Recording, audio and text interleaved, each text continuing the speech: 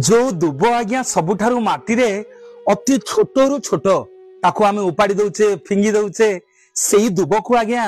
मो महाप्रभु जेतेबेले भुवन मोहन यात्रा करने को आसंती राघव दास देइथिबा टाहियार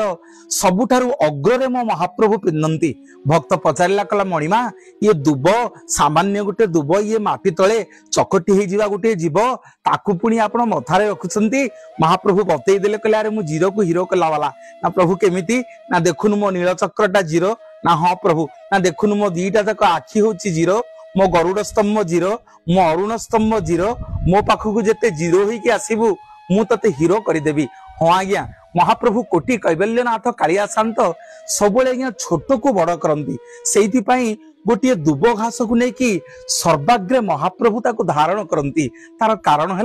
आपण जेते देवादेवी मंदिर को जिबे दुब कौन पाई आज्ञा मथारे लगे ना से भगवान आज्ञा जगत को जणई दियंती ये दुनिया रे छोट आज्ञा कहीं नुह दिने समस्ते ना समस्त पाखे समस्त काम पड़ो ये दुनिया रे समस्ते होउछंदी बड़ से महाप्रभु कोटि कैवल्यनाथ कालिया शांत पाखकु जेते शून्य होइके जिबे जेते शून होइके जिबे महाप्रभु सेते कोलाग्रत करिवे दुई बाहु टेकी मो महाप्रभु सेइथि पई रत्न सिंहासन बसिचंती जे जेते शून्य हबु मु तते सेते कोळेई नेबिरे मनीष सेइथि